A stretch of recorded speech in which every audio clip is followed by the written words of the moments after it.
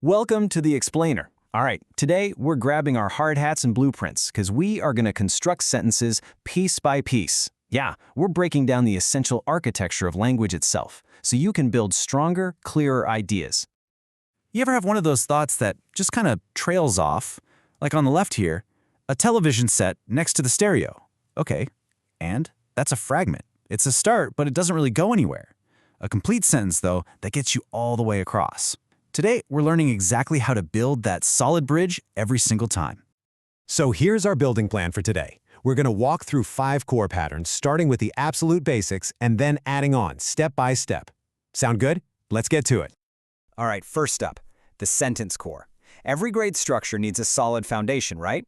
Well, for a sentence, that foundation is always the subject and the verb. I mean it. Every single sentence, no exceptions, needs these 2 basic building blocks. You've got the subject, which is your who or what, and you've got the verb, which is the action, the engine of the sentence. If you don't have both, you've got a fragment. Simple as that. Okay, so our very first pattern is the simplest one you can make. Just a subject plus a verb. Think John is singing. John is our subject, is singing is our verb. Now, the verb here is called intransitive, which, sounds complicated, but it's just a fancy way of saying it doesn't need to act on anything else. John is singing. The thought is totally complete on its own. And here's how that looks out in the wild. You see this whole sentence, right? But if you strip away all the extra stuff, the when, the where, what's the core idea? Office is open. That's it. That's the foundation. A complete thought with just a subject and a verb. Okay, quick quiz for you. Take a look at this. Then drove my car to a garage. What's missing? We've got the action, right? Drove. But who drove? Who did the action? We're totally missing the who here, the subject.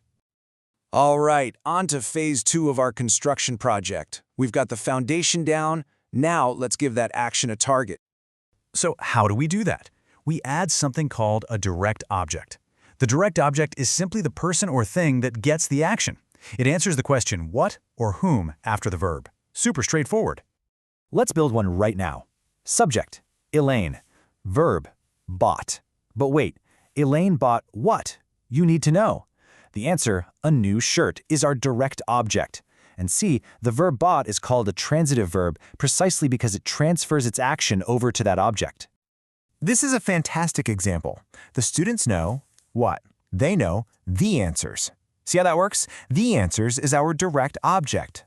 Honestly, this subject-verb-direct-object pattern is one of the most common, most powerful structures you'll use. Okay, your turn. Can you spot the direct object in this one? John writes all his checks very carefully. Just ask the question, John writes what? Bingo, all his checks. That's it. That's your direct object. Okay, our sentence structure is getting a little more complex now, a little more sophisticated. We're not just acting on something anymore, we're adding a new player to the game, the recipient. And this new piece is called the indirect object. Here's the key. It almost always pops up before the direct object, and it tells us to whom or for whom the action happened. It's the person who benefits, Now, what's really cool about this is that there are 2 ways to say the exact same thing. You can do the SVIO pattern, she bought him a new shirt. Or you can say, she bought a new shirt for him. See? Same meaning, different structure. Both totally work. So let's try it out. The sentence is, they told their plans to Paula's mother. How could we rewrite that using our new, more direct pattern? Simple, right? You just move the recipient up. They told Paula's mother their plans. Sounds a bit smoother, doesn't it? All right, moving on to our 4th pattern. Think of this one as adding a finishing touch, a little detail that describes or renames the direct object we've already put in. This little detail is called an object complement. It's like adding another label or description right onto the direct object. It follows the direct object and basically tells you what that object became or how it is as a result of the verb. This example makes it super clear. The people elected Truman president. Okay, let's break it down. The people elected whom? Truman. That's our direct object. But they elected him what? President. President is the object complement because it renames what Truman, the direct object, became. Okay, for our 5th and final pattern, we're making a pretty big shift. We're moving away from action verbs altogether and looking at something called linking verbs. These don't show action. They work more like a big equal sign. So instead of an action happening to something, this pattern just connects the subject to a new description or identity. We call that a subject complement. In the linking verb, words like is, was, seems, is just the bridge connecting the two. It's the equal sign. Look at this. He had been a legislator. See? A legislator isn't getting an action done to it. It's just renaming the subject, he.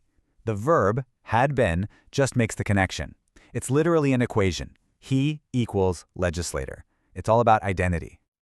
And there you have it, your complete sentence-building toolkit. We laid the foundation, we gave it a target, we added a recipient, we described that target, and we linked subjects to new identities. These 5 patterns, right here, are the blueprints for pretty much every sentence you're ever going to build. So, that wraps up our project for today. We've handed you the blueprints, the tools, the whole shebang. The only question left is, now that you can see the architecture behind the words, what amazing things are you going to build?